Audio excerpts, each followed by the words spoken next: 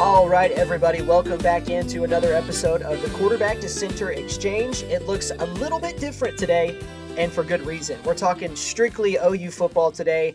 My compadre Tatum is not here, my normal co-host. Instead, we've got Webbo donning the OU gear, as everybody is today. We've also got Tanner Coffee joining us once more, and Kobe from the Untimed Down is coming over as well. Webbo's also part of the Untimed Down. So, guys, how are we feeling? OU's back in the playoff for the first time in 6 years, man. And we're 3 days away from the game. How's everybody's first thoughts? I don't care who goes first.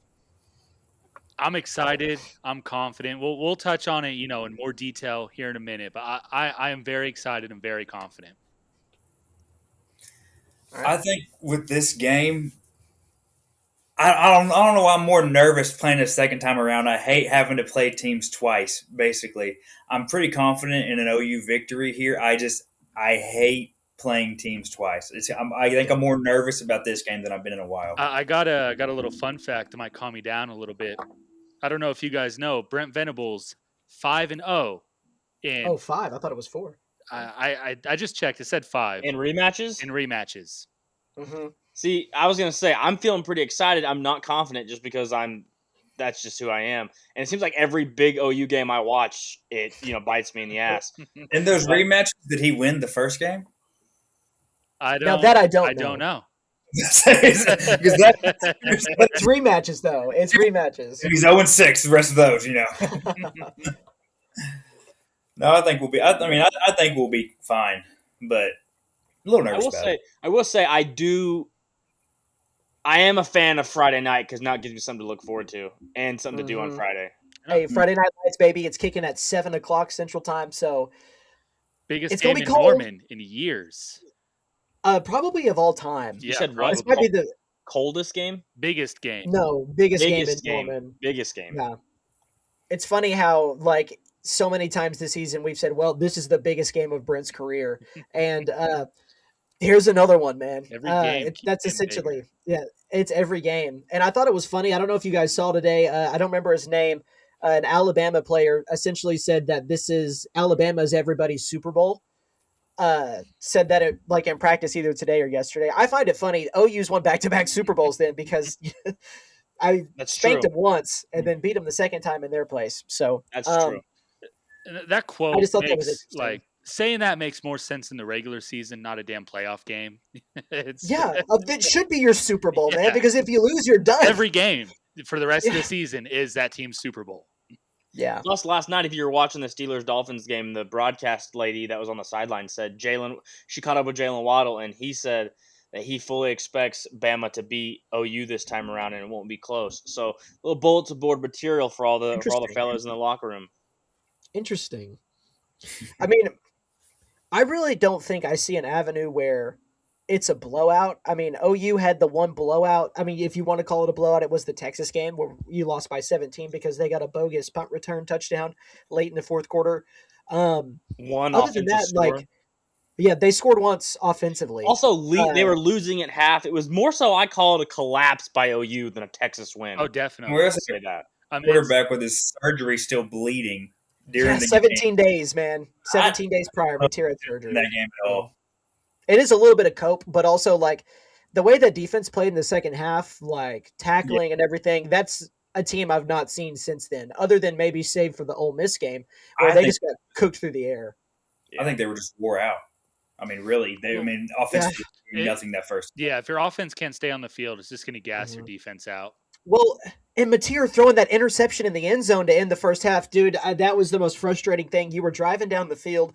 You just got to get to the 40 to get to Tate Sandell range because that's a 57-yard field goal. Who's to say he can't make a 60? I would like to make a quick confession that I actually didn't watch the Red River game, and I know what you're thinking. OU fan didn't watch Red River. I was coaching a softball game, and then I recorded it, got home, flipped my dad. I said, "Dad, turn it on." He pushed the wrong button, fast-forwarded to the end of the game, so I only saw the end score, and I was like, oh, fuck that. I ain't watching it.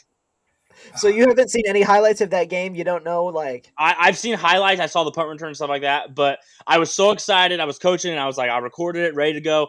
Just absolutely butchered it, and then I saw the end score, and I was like, oh, this was gross, so didn't even care. So, All right, man. That's crazy. Recording games in that's the big crazy. 2025. You Dude, about to say you can watch it on YouTube. I'll say I- this: scheduling a softball tournament on Red River, you should be straight to jail. Mhm. It's almost like It's having not a as bad wedding as on Bedlam. yeah. That was my hell. That was my hell. The wedding was great, Cody. It was awesome, man. Happy for you, but everybody was giving me shit when that game ended. So, including the photographer. So, Tough. but anyways, yeah, man. So second time around, OU's getting Bama. I'll kind of jump into just some things that I found going over my prep, and then you guys are more than welcome to butt in, say something, jump off, whatever. Since joining the SEC, Oklahoma's 2-0. We are outscoring Alabama 23.5 to 12 combined in those two matchups. You held Bama to 3 last year, and then obviously 21 back in what was that game played in November, or was it late October? I don't even remember. I October. think it was it late October? But this Bama offense hasn't scored more than 27 points against a P4 team since October. And that was against Tennessee when they scored 37. So, I just have a hard time believing their offense is going to come in here and light us up for 30 points, 31, 35. I don't see a world where that happens. The only team to score 30 on us, I think, was Ole Miss. And they scored 34. Yeah, it's the only team to score 30 on Oklahoma. So, conversely, though, OU hasn't scored more than 17 points offensively since the Alabama game. Or actually, they didn't even score 17 points offensively, I don't think, in that game, just touchdown-wise, not counting Tate Sandell. But they haven't scored more than 2 offensive touchdowns since the Ole Miss game, the OU offense. That's pretty disgusting. That's tough. And that game was in October. So just like the Bama game, both offenses have been struggling. That being said, though, OU has played 7 of the top 25 S&P plus defenses in the country. Of course, the offense isn't going to look very good when you're playing the best competition week in and week out. Now, obviously, some of it could have and probably should have been better, but I think the offense isn't as bad as people think. I still don't think it's fantastic. I don't think it's good enough to win a national championship. That's why I don't think OU is going to win it all this year. But I think it's good enough to score 2-3 times. And if you can do enough outside of that to get Tate Sandell some field goals, you're in a good spot. But you got to force turnovers. And I think this defense is going to continue to do that. At least I hope they do. Otherwise, Friday night's not going to be very fun. So, but like most of you guys said, I feel pretty confident right now as it stands on Tuesday. So. I'd say Alabama's performance against Georgia is probably adding to my confidence. Mm-hmm. They had what? Yeah, -3 rushing yards. Yeah, we had more rushing yards. Yeah, I know, dude. I know, and we only rushed for I think 40, 50 yards in that game, something like that. No, I'm saying even not playing. That week. Oh yeah, we had facts. rushing yards. Yeah, fair. That's fair. The only thing that worries me, like I said, is that it seems like every time I watch a big OU game, they lose or disappoint me. But the only thing that scares me is that Alabama is also getting a rematch, which means they have film, they have stuff to go off against us. It's vice versa for OU and them. But I'm just nervous, man. Now, granted, OU is getting some players back, with a big one being our Mason Thomas. Yes, couple things about that too. Yeah, go ahead. So, Barnes. it looks like Javonte Barnes is going to be back playing. Jake Makla, so the OU starting center, Jake Makla, he missed, I think, the last 2 games. Apparently, he got a really bad infection and he lost some weight. And I'd read some things that maybe some people didn't think he'd be back, but he's practicing this week. And on the injury report that just went out, that was posted by George Stoya, it shows that he's probable right now. And I think that makes a huge difference. He's not going to blow guys off the football, hasn't been doing it all season, but he's good enough to where if you can just get in the way and position him enough to where you can create a little bit of, a hole for the running back to break through, then that would be nice. But I think it's better than what we did last game, which was slide Fabechi Wiwu, the right guard, over to center. And then you move your freshman right tackle over to right guard. And then you take the guy who originally started the season at right tackle and you throw him back over at right tackle. It did not look good against LSU. And I do think that Wiwu, it's a crazy name, by the way. It feels kind of dumb saying it. But Fabechi, he's the best offensive lineman for Oklahoma, just bar none. He's the best. So it'd be big to get Makla back, man. I mean, Did even you, with him, the offensive line hasn't looked great running the football, but did you watch the practice report they put out today? I did not. No, I haven't gotten a chance. They did say, and they showed it, he did not practice. He just stretched and then stood on the sidelines doing weird stretching drills. And they said that Okay, he's it not playing. looks like he lost a significant amount of weight. Okay, yeah, he's not playing. Yeah, I think he might be available if they need him type of situation. Or just win and go play again on New Year's Day, and then maybe he'll be good then. Who knows? Yeah. I don't even want to look ahead. I don't even want to think about Indiana right now. I have another hot take. I do believe that whoever wins this Yeah. game, OU or Alabama, I think either one of them, whoever wins, is going to upset Indiana. That's not a hot take. I could see That it. is not a hot take. I mean, Hey, it's, the 8 seed won it last year, and guess who the 8 seed is? Oklahoma. I'm just saying. but okay. So, like I did mention R. Mason being back. I think that is huge. Huge, man. Not only is he one of the best edge rushers in the nation, he just brings that kind of veteran kind of just mindset back to the team and Mhm. back to the defense. I think it's going to just I think the defensive unit, which is already good, is going to be like, okay, we got our guy, we got our guys back, let's Mhm. roll. And I'll be honest, I think they're going to put Simpson in hell. I really do. But I think he's already in hell, but I'm with you. Apparently, he's got a herniated disc in his back. I've seen stuff from the Alabama side of people saying that, like, apparently they saw him at like the Mr. Tennessee Football Awards for like somebody in his family. And apparently he was, again, it's a message board rumor, but the one about John Mateer at Chipotle ended up being a real thing that actually happened. So, like it was, John confirmed it. That Chipotle story was real. So I don't know, but they said that Ty was grimacing, looked like he was in some back pain. So I don't know, man. And I mean, Ty played last time and he threw for a lot of yards, but like people like to bring up the yard differential because Alabama, I think, had 406 yards or maybe more than that. OU had 212 or 206. A lot of that also is because Bama kept turning the ball over. Or let me rehash that with the way that the plays happened. OU forced turnovers.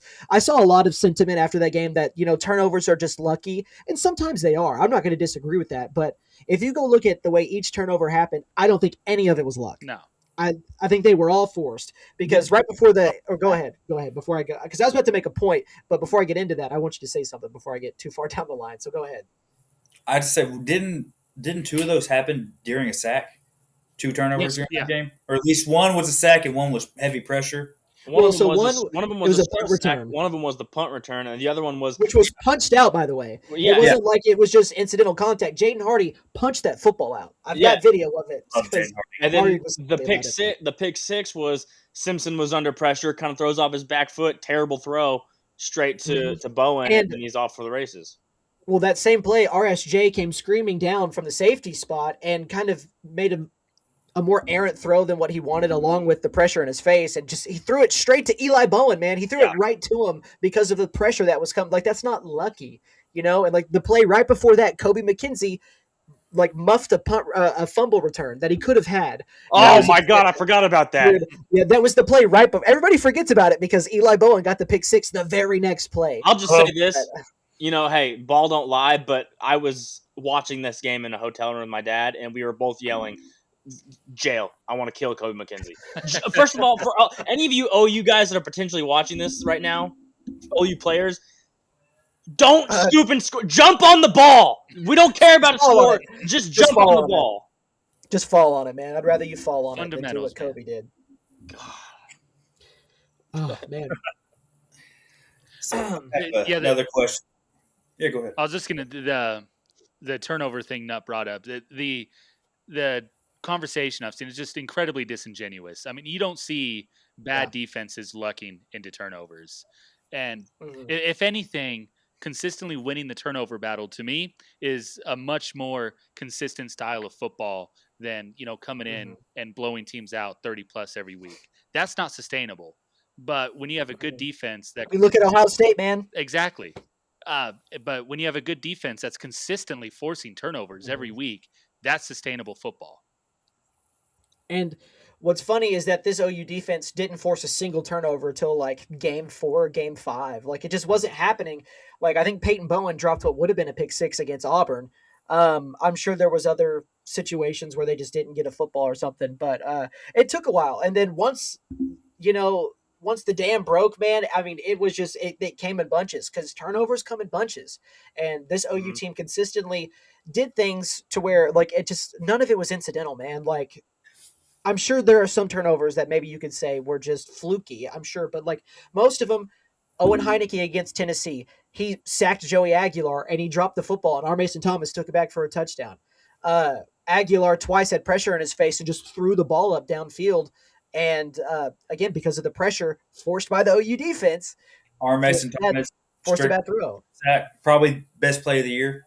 Mm-hmm. Exactly. Yeah.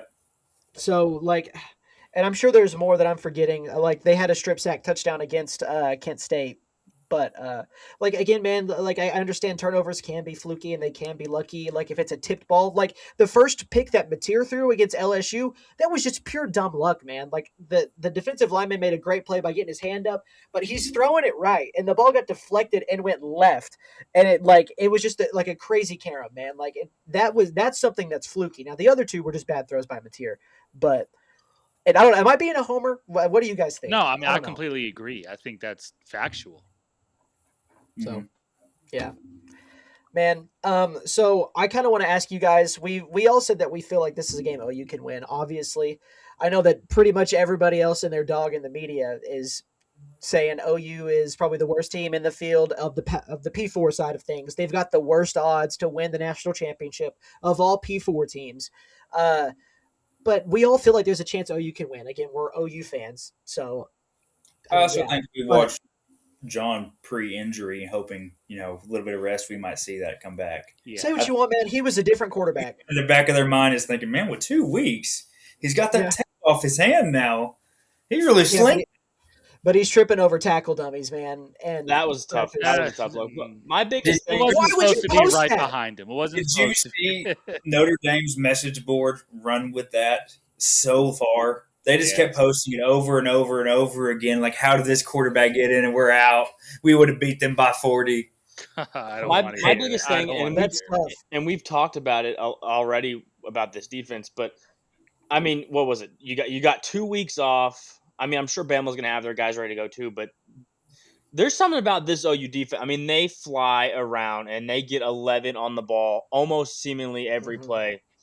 And of course, minus the couple drag routes that are wide open for 25 yards down the middle every now and then. It's so frustrating sometimes. It's so frustrating. Yeah, but Ryan Williams, that's a little scary to have open. He's still scary.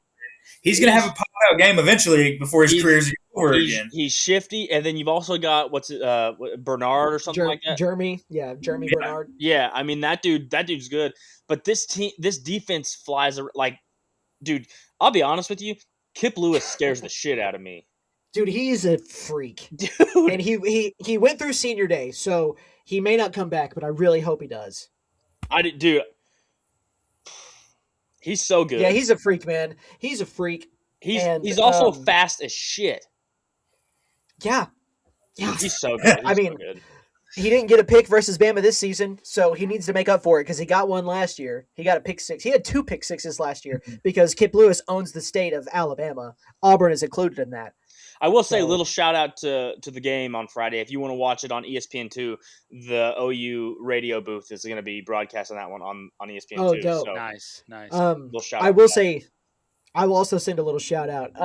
If anybody ever wants to just straight up listen to, Toby's call and you don't want to listen to Greg McElroy and Sean McDonough, suck off whatever team OU's playing, download the Varsity app and you can look up, just type in Oklahoma and you can find the OU broadcast for every football game. So just mute the TV and listen that way. That's what I do. Is there going to be an alternative where it's just the stadium sounds?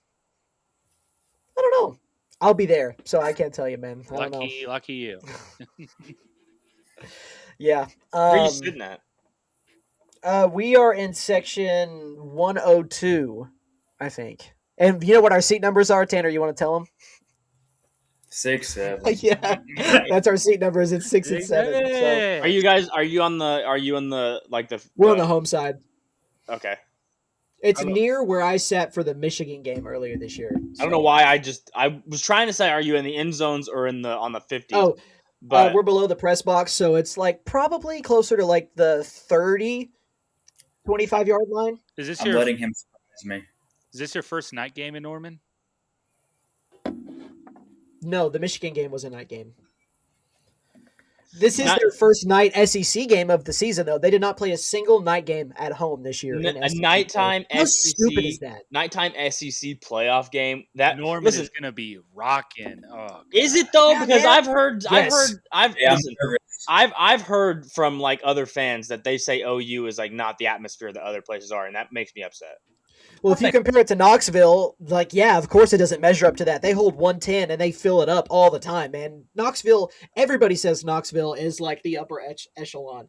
Like, some of the OU players said Alabama wasn't as loud as they thought it was going to be, and I can Well, understand that. Fans that are used to winning all the time, they can get kind of, kind of complacent. But Knoxville, man, they're hungry. They haven't won shit in forever. But and Neither have we. and this So, is Norman's biggest game ever. So it's listen, gonna be. man, There might be more people tailgating than inside the stadium. Like there's gonna yeah, be so there's many damn people around campus.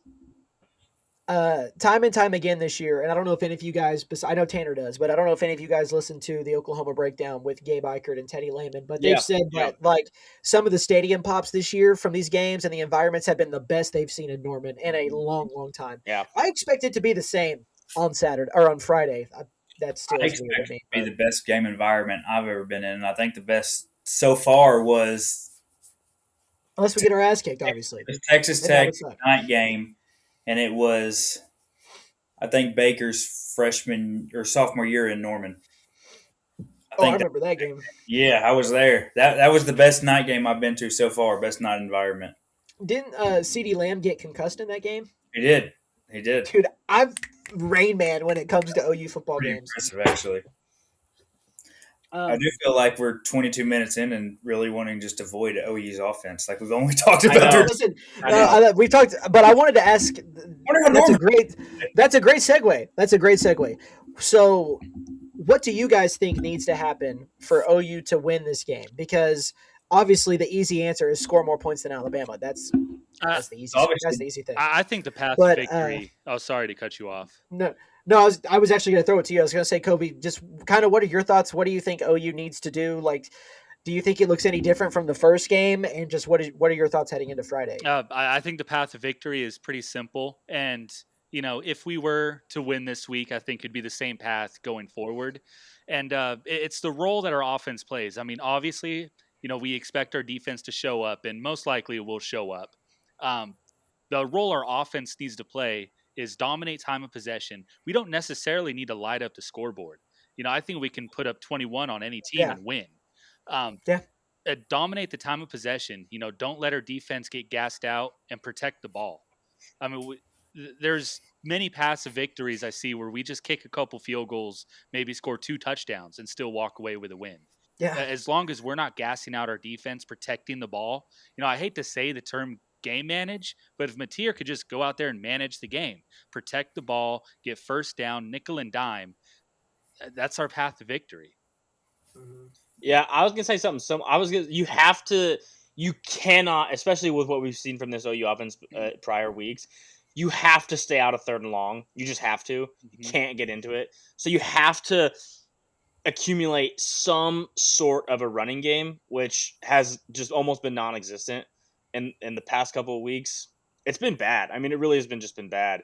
So you got to get some ounce of a running game going and staying out of 3rd and long. If you're in 3rd and long, that's exactly where Bama wants to be, and that's exactly where OU doesn't want to be. And that could be a very long game and a very honestly, if that's how it plays out, then that's going to be a very tough game for Oklahoma to win if they're consistently in 3rd and long. If they're in 3rd and short, and those moments, that's how you win. Just like Kobe said, you dominate time of possession, and even if you dominate time of possession and you get 4th down, flip the field, play field. Field position battle. Thank you. Field position is what I was looking for. Play the field and let your defense work and make some plays on there. But like I said, you can't get in 3rd and long. Yeah. Tanner? My only thing on that, I mean, really, when it comes down to OU's offense, is Ben Arbuckle going to call a different game than he's been calling the last 4 or 5 games, which has been throw on 1st down, run the ball, and then we're punting it back to him. I don't he hasn't changed in about 4 or 5 weeks, and I don't know if that's because John's hurt and we can't push the ball, or because of a lack of running game. We don't have any time to throw the ball. I'm not sure, but it seems like we can't get guys open, and every other team in the country can scheme at least one guy open once a game. I mean, when you get that Burks screen where he takes it for a touchdown, I didn't know Burks could run. I haven't seen him run that far in his entire career except for that spring game where he had that 165-yard play, and we were like, "That's him. He's the next seed. That's the guy." And then that's it. And then he has that play, and you're like, "Why can't we do that? Even don't have to be for a touchdown. We can't get anybody open." Fun fact: they said that was his first touchdown since Michigan. Yep. Yeah, and it was his longest touchdown. And I think it was only 45 yards, and he was supposed to be this great playmaker, and I still think he can be. I don't know if it's Ben Arbuckle or what it is. I mean, I still think he's a good hire. I'm not saying anything like that. I mean, he's done the best with what he can. But I just feel like we've got to create something on offense because, I mean, all season we've been saying if you can just game manage, and they really haven't even been able to do that. I know. Yeah. So with that, that LSU game, obviously the scoreboard doesn't show it, but I thought OU moved the ball pretty well against LSU. Yes. Throwing the football at the very least. I think Mateer threw for like 318, which is the only time he threw for 300 in SEC play. And it was the first time he did it since week 1 when he broke Baker's record and threw for like 390 something. And then he just never even got close to that again. To be fair, 2 of those completions combined for like 100 or 90 yards. And one was a screen, and the other one was broken coverage. Yeah. The other one was a broken coverage. But I'm just glad that he saw it and threw it, man, because that's Mateer's issue. He's not seen the field. I don't care what happens as long as it happens. Don't care how it happens. Yeah. I don't care what it looks like, man. If OU wins the game 13-12, I don't care. Win the game. I mean, you know what the score was when we won the national championship in 2000 against Florida State? You know what the score of that game was? It was 13-2. That was the score of that game. I mean, it was a disgusting, ugly game, man. The offense was brutal. In all honesty, ugly football, I think favors OU in any matchup we have, just because of how talented our defense is. We want. I mean, obviously, I would love if we just show up and blow them out by 50 points and Mateer throws for 300 plus yards. But ugly football is our brand right now. And if a game gets gritty, gets ugly, that makes me lean towards us. I hope that doesn't happen because then that will make me all excited going into Indiana, being like, our offense is back, and then we'll get 13-10, and I'll be pissed again. Well, Indiana's best defensive player is out for the rest of the playoff. I don't remember his name, but I think he was a defensive lineman. So that'll be something to watch. So I think for OU to win this game, when I did the podcast back with Tatum the week that we played Bama, I just about predicted the score. I know you guys know that because I kind of made a big deal about that, but I just about predicted the score of that game. And I have a hard time thinking it's going to be much different than what it was last time. And I think I said it at the beginning, and I'll say it again. You're not going to beat Alabama if you've got to score 28 or more. I just don't. And I said, not that it can't happen, but like I have not seen that happen all season, save for the Tennessee game where OU scored 33, which they didn't have to score 33 to win. If Mateer doesn't throw that stupid pick late in the fourth quarter, the game could have just ended there on that drive. Essentially, you could have kicked the field goal, gone up by 12. But I mean, you scored 33 against Tennessee. Tennessee's defense is also dog shit. Bama's defense isn't like great, but it's also not terrible. Like I think it's in the top 40s or top 50s, one of the two. They've got the number 36 rush defense. OU's got the number, I think it's in top 5. I should have had that written down. That's bad by me. But like you should be able to move the football in Alabama. You should be able to run the football. Like we watched Georgia do it. Obviously it's easy as well to move the ball the way they did when you can throw it to guys like is it Zion Branch? Is that his name? Yeah. Yeah, I mean it's a Tyreek Hill reincarnate, man. Like that guy is insanely So fast. he's not kicking his pregnant girlfriend in the head. No, yeah, just on the field. I mean, but I also think guys on the field always kick their pregnant girlfriends. Cheetah did the same thing. Tyreek did the exact same thing. He kicked his pregnant girlfriend down a flight of stairs. Webbo knows about a chief that did the same thing by the name of Kareem Hunt, huh? That's true. Just straight to jail he should be. By the way, quick little tiny segue. Go ahead. Don't put yourself in this hole again. Don't put yourself in this hole again. No, go ahead. Go I'm ahead. so glad. Oh, I just can't. Well, I'll save it for untimed down, but fuck the Chiefs. Give us a man. taste. Come on. Let me hear you say And something because I know what you're going to talk about, man. I was just gonna say, lucky for Mahomes that he tore his ACL because he would Lucky? he would have been he would have had something that Brady never did, which was take a snap where he's mathematically eliminated from the playoffs, and Tom can never say he's done that. So I got a question. I guess neither for you, could though. Pat. You know, this is the OU podcast, but just a question for Webbo: has No, Mahomes yeah, go ever ahead. Go played ahead. with a top 5 defense? yeah, I think he has. Has he? Didn't like 2 years ago. Didn't like 2 years ago when he had like Has he? all pro. You asked the question. Didn't he have like all pro Trent McDuffie and all pro Chris Jones and like a top 5? I don't know if it was top 5 though. I don't know if it was top. I 5. would. Top I don't 5, think top so. 5. I don't think you were ready for Okay. it. I don't think you were. Save it for the untimed down. I'm sure you guys are recording tomorrow. So, yeah. I mean, we could talk a little bit more about OU's offense. I think Isaiah Satania is. Did he get All-American in the SEC, like first team or second team? Second team. Yeah. That dude, that is the best wide receiver we've had since CeeDee Lamb. Our first team All-Americans is our Mason Thomas, and then our punter and our kicker. Yeah, and we didn't have like Grayson Halton, and none of those guys were named. Like in SEC play, I think some of those guys got like AP All-American nods. Would y'all see the rankings for the top 25 players in the playoffs, and OU's not a single one on? They don't have a single player in the top 25, but we have the best kicker in the nation, and he won the Lou Groza for the very first time ever. OU has a Lou Groza award winner. A little tidbit as well. Shout out Gabe Eichert. I learned this from him. That was the last national award that OU had not won. It was the Lou Groza award. So apparently they had a punter win the Ray Guy award too. I don't know who that would have been because I don't think Michael Turk won it, and he was the last really good punter we had. Maybe Tress Way won it. I don't know because Tress Way was that guy.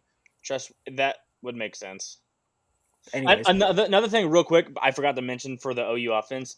A thing I said: stay out of third and long, establish a running game. And another thing that I wanted to say: hey Ben, if you're listening, please take my advice.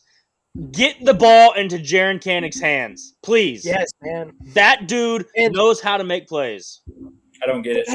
I don't get why they don't give him the ball. All he does is make plays. Like he got, and didn't he make all SEC third team? He's huge. Well, he's not like super tall, but he's jacked and he's fast as shit for his size. Get him the ball. I don't get it. Every time he gets the ball, it looks like he's about to bust a big play. I mean, he's always going to get you 5 to 10 more yards. Now, it's crazy. Take a guess at how many touchdowns he scored this year. 2. Damn, bad guess. He dropped the one against Michigan on like the double reverse pass, and it wasn't the best throw by John. The one with one hand. Linebacker, give a break. And that would have been a touchdown. But I'm just saying, on third and short, I would be looking his way almost every time. Okay, let's talk about third and short. Since we're talking about Ben Arbuckle and things like that, I will say I thought he called a much better game this last week. Like, except for a couple plays, like when OU went for it on 4th and 1. Why are you running it up the middle? And if you're going to do that, why do you have tight ends blocking on the outside when our tight ends can't block for shit? Bring in another offensive lineman, man. Bring it in. Put David Stone in. Put Jay Jackson in. Like, you did that once earlier this year. Why can't you do it again? Stop bringing in tight ends in heavy set situations when you need to move the ball less than 3 yards because it doesn't work. They can't move anybody, man. Like, it's insanity to watch it happen, and it keeps happening. We can't get a yard. So if it comes down to that, I'm a little bit nervous about it. Obviously, goal line scoring, things like that. But an interesting thing that I saw doing my notes is, that OU, guess what OU's percentages of scoring is in the red zone? This includes field goals and touchdowns. 22. Just give me a percentage. 100. You think it's only 22% they've scored on? Including field goals? I mean, I'm 1 for 1 on bad guesses, so my guess is going to be bad. Okay, so they've had like 30 possessions in the red zone. 100. Let's just take it. Tanner's giving away the answer. I'm trying to get you guys to guess. They've scored every single time they've gotten into the red zone. I'm surprised there's not a turnover in the red zone, honestly. I know they've not turned it over once in the red zone. They've gotten close, but they've not turned it over in the red zone. You said they're 30 for 30 within the red zone when they get into the red zone? Yeah, it's more than that. I think it's like 37 for 37 or something like that. A lot of it is field goals from Tate Sandell because I think he's made like 20-something field goals. Mm-hmm. So. Oh, I thought you were talking about touchdowns. No, just I said He field said goals field and goals. touchdowns. Oh, didn't hear that. That's why my guess was That's how red zone 22%. efficiency works. No, you're good. but- Yeah. I thought he was talking about. I get it, but I thought we were talking about touchdowns. No, you're good. Yeah. Yeah. So every time they get into the red zone, they've scored. I thought it was 100. I couldn't think of a time they hadn't. I thought you knew because you said it so confidently, so quick. Because you were right. They've See, scored every time they've gotten into the red zone. That makes sense, but in my brain, I was like, I know for a fact we haven't scored touchdowns on every trip. But No, it also makes sense because you got the best kicker in the country. So if you put it to 55, now I say that he'll miss the first one he attempts on Friday night, but Well, and like- I think that's a good point with what Kobe said. Like you get to a point to where you game manage, and I think also that this hinders the offense a little bit. I think they play to not turn it over. It's like, okay, we're within 50 yards, like let's not turn the ball over, and we're cool with just settling for a field goal, like game managing. And I'm cool with that in most situations, but sometimes, man, just go for like a kill shot. Go for 7, especially if the defense turns it over and you're in a good spot, because momentum is a real thing. Unlike what that one, I think it was a chick or something said that momentum wasn't a real. Yeah. Yeah. What are we talking about? Go score a touchdown, man. Like, of course, I'll take a field goal. I'll take points, especially over what Zach Schmidt put us through the last few years as an OU fan. But 3 years ago, huh? He was good 3 years ago. He just sucked the next 2. I don't know, man. I think his first year was 2022, and we lost a game against Texas Tech, which we should never lose to Texas Tech. I thought he made that field goal. I know we're getting a little off topic here, but I thought he made that field goal, but they called it a miss, and we lost by 3. So he also missed some other field goals in some games we lost that year. So Brent said in the post game he thought he made it. I thought he did too. But anyways, that's neither here nor there. We've kind of talked about the offense and defense. Webb, I know I kind of cut you off on the point there when we were talking, so if I'll throw it back to you. I do apologize. I just kind of wanted to make that point. No, I mean, I just kind of bringing it all back together. Like I said, get Jaron involved, stay out of 3rd and long. I think that I would like to see the offense take just more chances. Like, take a deep shot. I know Mateer's deep ball has not been good, but Satania they took some shots last game. Yeah, I want to see more of it. Satania is fast. He can get behind the defense. Give him a chance. If I don't know, I just feel like if you give him a chance, he can make a play. But I will say this: if Bama, I think if Bama gets more than 24, that's scary to me. Yeah, I don't like playing in a shootout with Bama. I don't like that, especially with what we've seen from our offensive production. So I like a low scoring game. Are we gonna give score predictions? Yeah, we can give score predictions if you guys want. Because I have mine. We still what? Who do y'all think starts at running back? Because that's a big difference to me on who's out there running back on how I feel about this team. Because if we walk out there with Xavier Robinson and a massive knee brace on his knee, I'm going to lose quite a bit of confidence pretty quick. And he's my favorite running back on the field. It's going to be him or Torrey. I think it's going to be Blaylock. What about Barnes? I mean, he's practicing. They said he's taking reps with the ones. What if Arbuckle's like, I've saved him in the back the whole year and we just get hot? Dude, that guy can chew. That's the biggest mystery of the season. Yeah, man. OU fans every year have been pleading for us to spend money in the portal, and then we go and do it, and we just blow our load on Jaden Ott. Now, you guys are in the message boards. I'm not. Have you guys seen anything about that guy? I don't think. Yeah, apparently he's got a terrible attitude. I think it's mainly there's a beef between him and DeMarco, which seems to be a reoccurring every year. DeMarco, normally, our best running back coming into the year. Is like we are entering like Jay Boulware territory, like the guy that ran off Trey Sermon over to Ohio State, man. So it's like I love DeMarco; he's a great recruiter, but he needs to get the only reason. Yeah, I've been done on DeMarco. It seems like he recruits great, like Chase always says. He'll have a great running back for a freshman year. Torrey was great till he got hurt. I hope not. I hope Torrey's great, but if DeMarco stays, I bet Torrey fades, and we'll get a freshman next year. That DeMarco ain't going anywhere. Promising. He better. I mean, he ain't going anywhere. Cannot develop a running back. No, he gets great. I'm just letting you guys know they're not going to get rid of him, at least not this offseason. They just signed a really good running back in Jonathan Hatton, who they flipped back from A&M. No, I know. I know. But We have a 5-star setting there we haven't seen. We didn't even bring I understand that. Taylor Tatum's also been hurt all year, if that's who you're referencing. Andy Bass. Okay. I'm just kidding. Listen, Andy Bass was good for where did he play football at again? Was it Rejoice Christian or something like that? I don't know. Maybe not Rejoice. I don't know. I'll give up on the Andy Bass stream. It does, yeah. You need I'll to just give it say up, this: man. if we had Tawi Walker right now, still, I think I'd be more confident in our. Dude, don't even get Tanner started on Tawi Walker. I love that dude. God. I have no idea why he was never getting the snaps from. I mean, the first time I ever saw him play, I said he's RB1. Give him the ball every single time. Dude, he's a bowling ball. All we would need this year. Yeah, He's the piece of this team. He is all you need. He will bowl him. He will roll into field goal range and we'll kick a field goal. That's all we need. Put Tawi Walker on this team. We're beating everybody by 60. Sorry, I brought up the sore subject. No, it's okay. Heritage Hall, by the way, not Heritage Hall. Huh? Heritage. Oh, it was Heritage Hall. Okay, yeah, I got you. I knew it was one of those like Heritage Hall is like a Christian school too, right? Yeah, I think it's 3A. Was it? Yeah. It's like 3A. They have a pretty nice booth. I've been there inside their booth. So, anyways, so I think we all think this is going to be a close game. I'll go first with a score prediction, and I know games can be really weird sometimes, but I think OU continues its trend. I think the defense or special teams scores in this game for Oklahoma. And don't be surprised if they also make multiple big special teams plays. So I'm just going to throw that out there. But I'm going to take OU to win. It's going to be a weird score. I'm going to say 26-20. That's my prediction. 26-20. It's pretty close to the first game. Book it.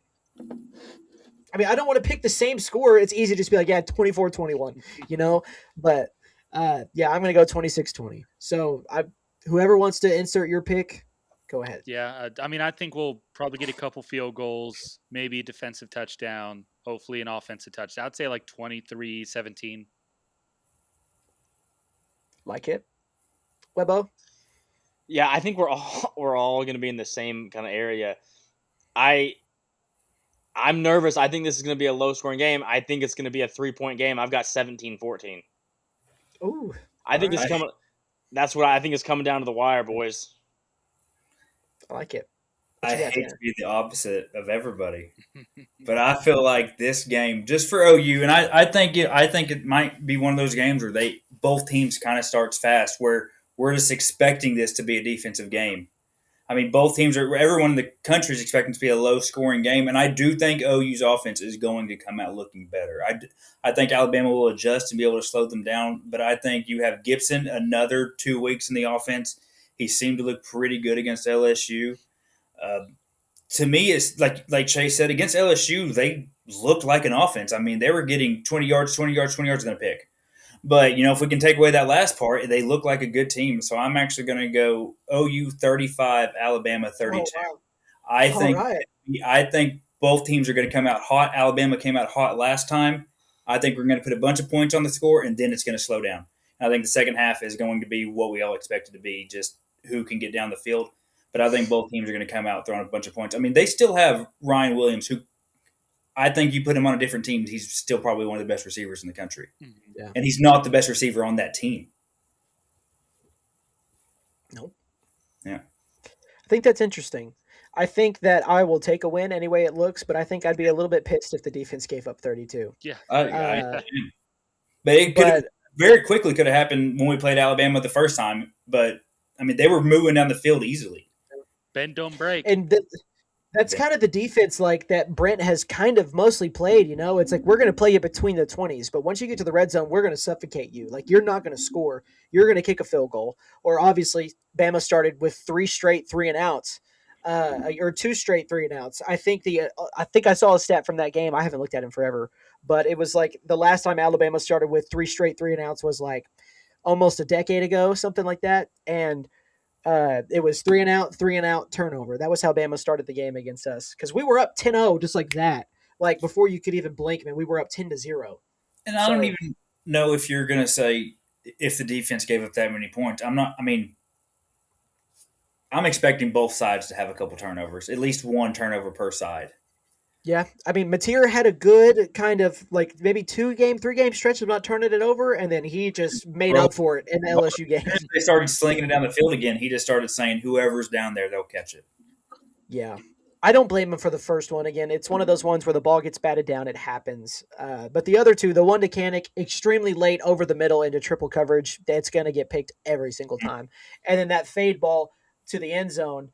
If you're going to throw a fade ball, man, don't throw it on the inside close to the numbers. Throw it on the outside near the sideline. So, yeah. So we all think OU wins this game. Is that the pick? Yeah, no, I mean the OU fan's going to come on here and pick Alabama. Yeah. Yeah, No, I know. yeah. I know. I know. But trust me, I talked to some, and I know some people that, especially the last time before we went down to play Bama in Tuscaloosa, just like, I'm hopeful, but like, I don't think we're going to win the game. And I think, obviously, going into it, I thought OU was going to win. But, and I feel the same today. So I guess, yeah, it's not surprising. We all think OU's going to win this game. And we all think it's going to be close. And Tanner thinks it's going to be high scoring. So I do want to put this out there. I don't mean to put any bad juju on us, but I want it on record that I believe this. With the way our defense has been playing, the way our defense looks, as long as our offense can take care of the ball and do what they need to do, I think this could be a national championship team. I think we have the best defense in the playoffs, and because of that, as long as we win the turnover battle every week, there's not a team in this bracket that I don't see us being able to beat. Mm-hmm. It's not even that. First of all, I will say, I don't think there's a team in this bracket that necessarily wants to play Oklahoma's defense. Exactly. Yeah. Like, I think no matter what the media wants to say. Everybody in the media is like, "Oh, Oklahoma's terrible." The teams that are actually playing the games and the coaches that are watching the film are like, "Oh shoot, they may not have the best offense, but that defense is scary, and we don't want to play it." Yeah. I will say this: I do think Oklahoma's going to win. I would be a lot more confident if OU lost the first game. That's just me. I will say, and I might be wrong. I'm not a coach myself, but I feel like when you're coming into a rematch, it's easier to scheme your defense for an offense than it is to scheme your offense for a defense, if that makes sense. Yeah. Because, again, shout out Gabe Eichert and Teddy Lehman. One point that they made is that Bama, like, at this point, probably doesn't have a lot of secrets left offensively. They've played in almost every big game that you could play in. I mean, they've probably laid all their cards on the table, man. Yeah. So, like, they're not going to get crazy inventive, I don't think, at least. I mean, you might see some trick plays, some gimmick plays, but I think the one spot where OU is susceptible and has been susceptible all year, and it showed up in the Bama game, is covering the tight end. They have not been able to cover the tight end all season long, and it's a little tight end sneak play, man. Ole Miss did it. Like, the guy, like, fell down, like, purposely. Nobody went with him, and then he just got up and walked in for a touchdown. And then I think there was just like a little drag, like a hide route for the Bama game, and he scored. And that Cuevas guy, he may not be playing. He's probable. He was the tight end that scored, but that'll be something to watch because I can guarantee you they're going to try to go to the tight end because that has been one of the biggest deficiencies this season for Oklahoma defensively because I don't think they're going to have any problem stopping the run. I think one team has ran for over 100 on Oklahoma, maybe two. I don't know.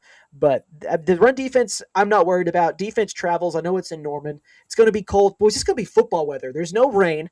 It's not really going to be an overcast, but it's going to be like 40 degrees. That breeze is going to be killer. Yeah, dude, it's going to suck. It's going to suck being in the stands. It's not windy just because I think there's going to be a lot of field goals going up in this game.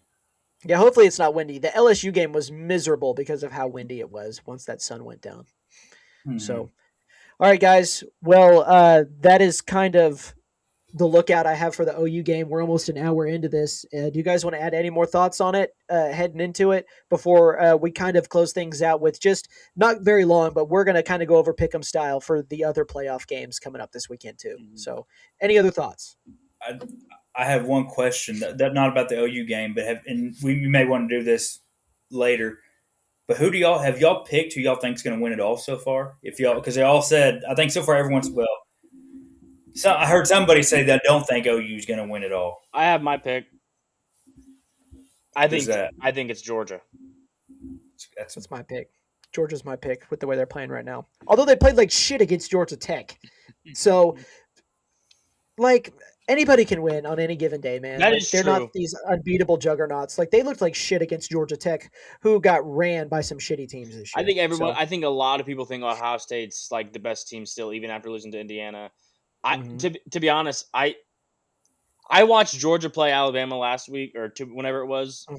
and to me they look like the most complete football team, not just offense, not just defense, just football team. Mhm. They're the ones that scare me the most out of the entire field. Yeah. I think the two most dangerous teams to me in the playoffs, besides the obvious Ohio State, is Oklahoma and Indiana. Because you have Oklahoma's defense, then Indiana, they just seem to have something magic that I'm hoping Sooner Magic, if they get there, can put it out. But Indiana scares me more than any other team because it does. I mean, Mhm. I googled them; they do win. I have to give them that. They're a good team, man. They're a good team. And I will say, I think OU got the easy side, if there is one, of the bracket Yeah. comparatively of where they could have been. I agree. Because if they beat Bama, and again we're looking ahead here, and we may not even beat Bama, but if we beat Bama and then you beat Indiana, you're going to play either one of JMU, Oregon, or Texas Tech.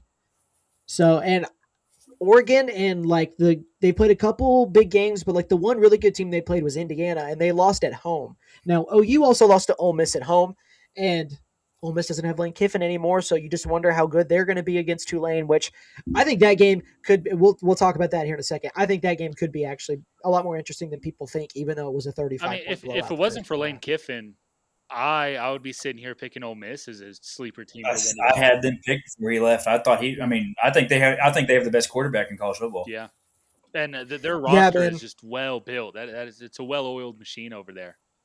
Mm-hmm. So is Georgia all of our kind of picks other than Oklahoma? Obviously, we want OU to win. I think they can win.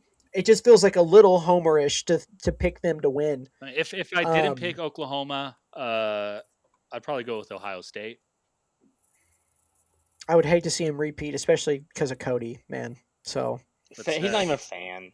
If I don't think it's OU, I really think it's Indiana.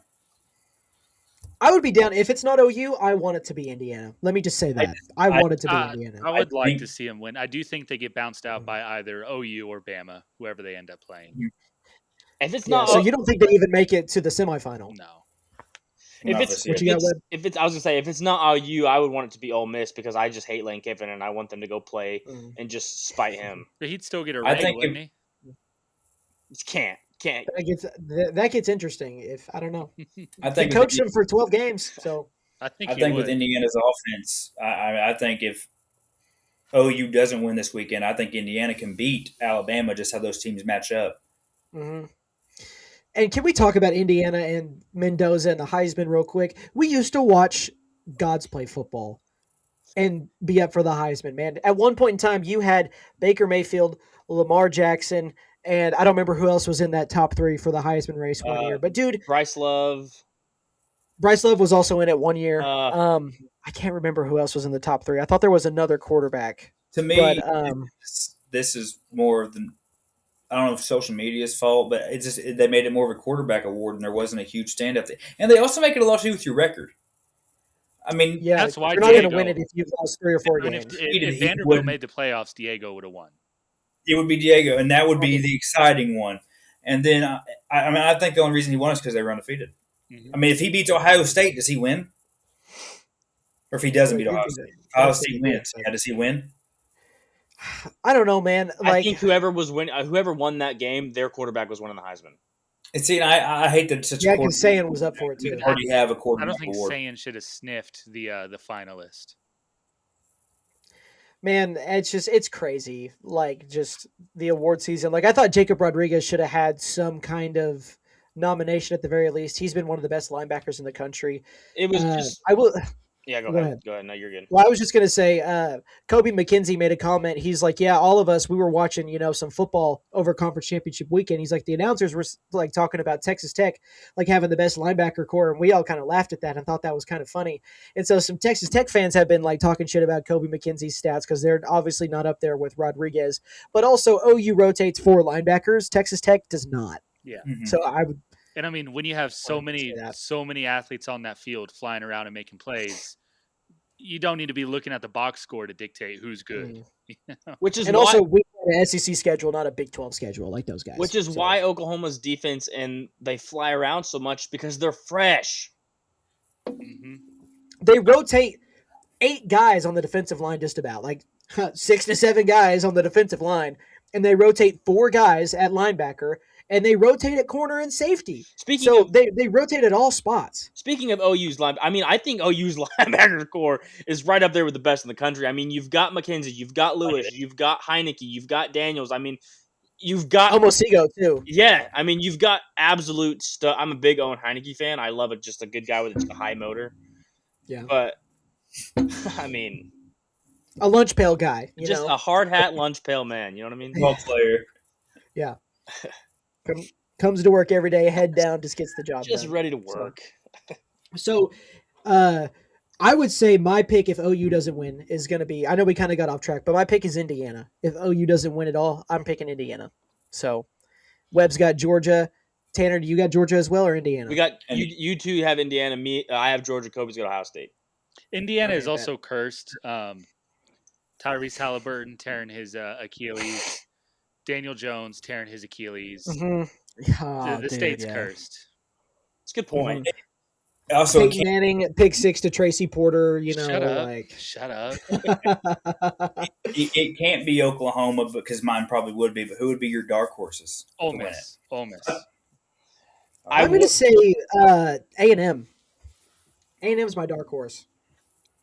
Mine was going to be Oregon. I don't really know how much of a dark horse a 5 seed is. Is A&M a dark horse? But with the way the media I think of the teams that are playing in the first round, if it's not going to be Oklahoma, I can see Oregon making that run. James Madison. Book it. You know what the spread is of that game, by the way? No. It's 21. Yuck. Also, the over-under for the OU Bama game is 40.5. So, 40.5. That's pretty damn low, man. That's like Steelers-Ravens type football, except for obviously the last matchup they had. But, okay. So, all right, let's go ahead and get into the pick'ems here. We're just going to do, I think there's just 3 games because there's only 4 playoff games this weekend. Obviously, we already picked the OU Bama game, which, by the way, Kobe, you are the only one that has filled out your pick'ems. Webb, I know that you're not. I guess Webb's not in the pick'ems group. So you will be next year, though. Yes. So I wish you were a part of it. But Tanner, you need to fill out your pick'ems before Thursday because we're doing an NFL game as well. So anyways, boys, the 11 a.m. game, it's pretty shitty that this is the 11 a.m. game because JMU and Oregon is the nightcap on Saturday. But probably the best game for the Saturday slate, you've got Miami on the road against A&M. A rematch. A&M won that first game. I think it was 41-40 in that game. Webbo, I'll throw it over to you first, man. Who do you think is going to win this game? A&M's at home, and they're favored by 3. That's where they're at. Right I'm going to be pretty quick on my picks. Not going to like super like high amounts of detail. Yeah. I'm going to pick like we've talked about earlier. I think it's tough to beat a team twice. I'm going to pick the Canes. Mm-hmm. I'm picking Miami. All right. Yeah, I mean, I'll pick it up. I'm going with Miami. All right. Tanner, who you got? Frauds. Carson Beck ran from the SEC. I'm going to take it. Yeah, Brett can suck it. I think A&M's going to win this game. Give me the Aggies, man. It is hard to beat a team twice, but this one's at the 12th man. It's hard to beat A&M at the 12th man. I know Texas did it last year. But obviously that's a different year. But yeah, I think A&M's going to win, man. I think a lot of people are calling them a little bit overrated just because they didn't play like a great schedule, and then they played Texas at the end of the year and lost. That's after they almost lost to South Carolina. Yeah, I mean, had that crazy comeback. I wanted to budge in and say I think they're frauds because they allowed fucking 30 points in the first half against South Carolina. That's ridiculous. Yeah. But everybody, I think just college football is weird, man. Like, Kentucky has almost beaten good teams every single year. Like it's just football's weird, man. Especially we've seen college. And the NFL. I was gonna say college and the NFL this year has been weird. It's been weird, man. It's been weird as hell. What's funny is going into the season, I picked South Carolina to win the SEC. That is pretty damn funny. Well, I thought Lenoris was going to be a little bit better than him staying. Shocker to me, by the way. He Yeah. re-signed to stay I don't for know another what year. happened to that. I mean, I understand they lost a lot on defense, but I thought he was going to have his Heisman year. Yeah, their offensive line is poo-poo. Disgusting, dog by the shit. way, when we're talking about players in college now, we're saying re-signed. They're being I know. re-signed. Yeah. Disgusting. Well, like USC posted something today. They were like, "We have re-signed quarterback Jaden Mayava for another season," and it's like we've lost the plot, dude. We've lost the plot completely. But I also don't like that John Mateer hasn't. They haven't said anything about him. I guess it's just player that once your season's over, because right now they haven't said a word about any current OU players, just the ones we expect to leave. I know that Nagy, Jim Nagy, he hopped on the pod with Gabe and Teddy, not this week but the week before, and said that right now they are currently working to re-sign and bring back all the guys they want to bring back. Oh wow, that Yes. froze. Did it freeze for you guys? No. Okay, everything froze for me. I Okay, fully never mind. expect from Mateer to come back. Yeah, he ain't going to the NFL. I No. mean, he may re-enter. He may enter the portal or something, man. But I don't see that. I don't see that either. And Unless Ben Arbuckle gets a job somewhere else, and I don't also see that happening. no, I don't think either of those things are going to happen. But I do think maybe Mateer makes less money next year because he's getting paid $1.7 million. that's insane. I also don't think So- that happens. Insane. I think they may just match pay and pay them the same again. But I mean, I think your quarterback that's in the playoffs, and I mean, you may have to play a bigger role next year. Him staying's a big deal. I mean, I don't think they put a pay cut on your final season. And who's going to get into a bidding war over Mateer, honestly? hey, Miami really wanted Mateer in the offseason before they went and got Carson Beck. And he's been a little bit better, but I think we again, an easier schedule. I think we reach out to Arizona State and we just make a fair trade, and we get Levitt and they get Mateer. I'd love to have Sam Levitt, but I'm just telling you guys, Mateer is going to be back next year. I Yeah. don't think that's going to change. And And I think it'll be the last. he can be good Can we with the give University. Hawkins a full season already? No. It ain't. He's probably gone, dude. He's probably gone. He'll be a Texas Tech legend next year. No, they're getting the Sorsby guy from Cincinnati. He's going. He's going to SMU, and he's gonna play good. He's going to ball out wherever he goes. That's just going to be an OU fashion. If you leave OU, That's how it always goes. you're second string. You're going to be the best player in whatever team you go to. We get it, man. You love Tawi Walker. You know, we get it. I do. Okay, so that one, this just kind of went away for some reason. So yeah, so we all, I took A&M. You guys took Miami, correct? Correct. No, Yeah. I took it. Me and Kobe Okay, took so- Miami. You two took A&M. Okay, so we got a split on that first one. So then the next game we've got that day, it's a rematch. That's crazy that we've got 3 rematches in the first round. It's I thought really it was just 2. gross. I didn't realize that it's 3 rematches. I thought it was just 2. But yeah, Tulane Ole Miss. It's the 2:30 game, which you can watch on TNT, by the way, which is weird, or True TV. But it's at 2:30. True TV. Yeah, or True TV if you want. It's being played in Oxford, man. It's at Ole Miss, and I am just so interested to see what Ole Miss looks like. They're favored by 17.5. Football's weird. John Summerall he's already accepted the job at Florida, but he kind of wants to prove something, I think, with Tulane. But I don't think it matters. I think Ole Miss is going to win this game. I don't think they cover, though. They're favored by 17.5. I'll just give a score prediction just because we're doing it. I'm going to say they win by 13 points. I'm going to say 33-20. That's my guess. I think Tulane adds a score late. I'd like to see an upset. Don't think it's going to happen. I think Ole Miss kills them. I think they cover the spread. I don't know an exact score, but I think might be a 20+ point game.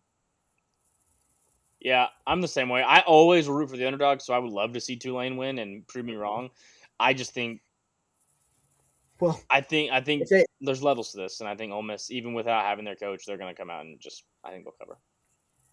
I just think if Tulane wins, they got to play Georgia. So I know. I think there's both sides of that. I think that Ole Miss is going to come playing fired up, thinking we don't need Lane Kiffin and we got our head coach, and the defense is going to play aggressive. And I think the offense will put up 35. And I think John does want to prove something, but he's like, man, I got to play Georgia next, and I got to go get to recruiting.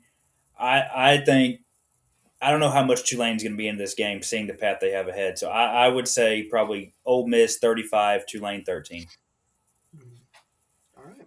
So that one didn't really take much conversation. We all have the same thoughts there. And then the nightcap, Kobe's favorite team of the playoff, James Madison on the road at 11-1, man, or 12-1. I'm sorry, 21-point dogs going to Autzen Stadium to take on Oregon. This one is the night game at 6:30. You should swap it with A&M and Miami. That should be the night game. It's so stupid that it's not. This one also on TNT/True TV. Oregon's going to win this game. Maybe JMU feels a little slighted and it's a little bit closer than what people think. Yeah, this isn't March Madness, man. Oregon's going to win this game. They're going to cover. I'm going to say they put up 50 points in this game. And maybe I'm wrong. They might shut them out. Who cares? They might shut Who them cares? out. Oregon's going to win this game and they're going to cover. I'm not even going to give a score, but they're going to win by 3 scores. So. Yeah, this being the first round of March Madness would be the only way that James Madison has a chance to win, which is fitting considering these games are on True and TNT. But I mean, this is gonna be a blowout. I mean, it's just disgusting. Yeah. Also, this being primetime and forcing us to watch this is just jail. Yep. Might have it on in the background on my iPad or something. I think Oregon will cover by second quarter. Might look a little bit like the Oklahoma State game, huh? Yeah. I think JMU will come out and it'll look fun for the first 5 minutes, and then we'll go, oh my god, we'll all lean forward in our seats and go, oh yeah, that is why they, that's why. Oh, okay. This is why a G5 team shouldn't just be handed a spot in the playoff. Yeah, I mean they did earn it. They did earn it, but I think that with the way it's set up currently, they earned it. I think in 5 years, when the playoffs are completely different than they're living right now, I think they will have a way to work their way in there. But right now, they're just, I don't know. I don't have one fair advantage no matter how many times it's wrong. I don't want to get into that right now. I'm cool with the G5 team making the playoff. I'm not saying they should be disbarred or whatever because, I mean, they're playing the same game. They're just, as everybody else, they're just at a disadvantage. And I'm not into participation trophies really, but like if you have a team like Boise State last year who was undefeated, they shouldn't have gotten a top 4 spot. And I'm glad that they fixed that. But like Boise State deserved to be in the playoff last year. I will never argue that, especially with how good Ashton Genty was. Neither of these two teams, Tulane or James Madison, are as good as that Boise State team. And they just don't deserve to have a spot in. And if you take them out, Texas still doesn't get in, which I think is hilarious.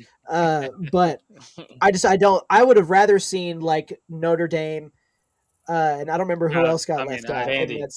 BYU. I'd put fucking Rice up there over Notre Dame. Vandy was right there I can't too. Stand them.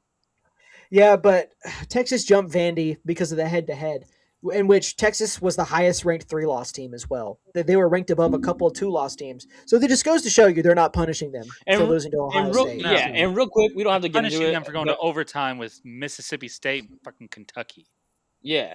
We don't have to get into it. Just real quick, I want to say this. I don't know if you guys watched it. I did. But John Gruden laid out the future of the playoff completely correct. I watched it.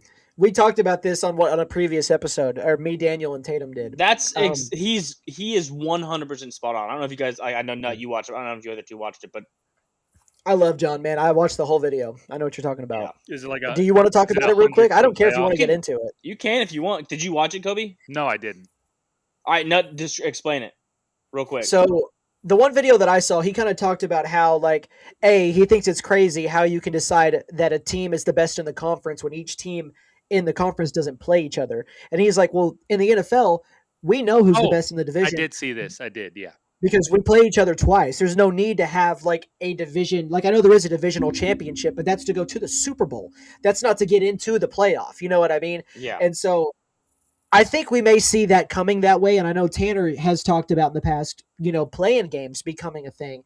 And you may see conference championship games replaced for playing games. And I think Gruden talked a little bit about that as well. And Webb, if you want to take over, go well, right ahead. Yeah, the thing that stuck out to me was like he had a point. Like, OU sitting on the couch, they've got an extra week, they got a bye week, and then they're not because they didn't get invited to the dance to go play in the conference championship. And then you've got Bama and Georgia playing in the championship. And I know the committee's like blah blah blah blah blah. Well, those games matter to the committee, obviously. The conference championships, like it should have dropped Bama down. They shouldn't be I the agree. 9 seed. It's disgusting. But I agree. OU That's a just different conversation. yeah, though. yeah. But OU just sitting on the couch watching these two teams play, getting healthy and resting up, and not even making it, and then the two teams that got to make it have an extra week of football just doesn't make sense. It's silly, doesn't. but I don't know. We can keep going into the bracket and pick these other games. Hot take though, But- just bring back the BCS. You might see that happening, man. It might honestly happen And if in they some form of if they fashion. don't bring it back, but the one thing they have to bring back is the crystal ball. What a joke. Yes, dude. I agree. Great take, Webbo. But guys, we are a little bit over an hour here, so we're going to go ahead and close this thing out. I'll pass it around, though, for final remarks before the playoff game. We've all picked OU to win, obviously, but any final thoughts before we close things out here? Be sure to watch Texas and the Dude Wipes Shitter Bowl. Hey, Tatum says that's going to have 8 million views, man. It's going to be one of the top viewed games. He'd rather be in the bowl game than in the playoffs.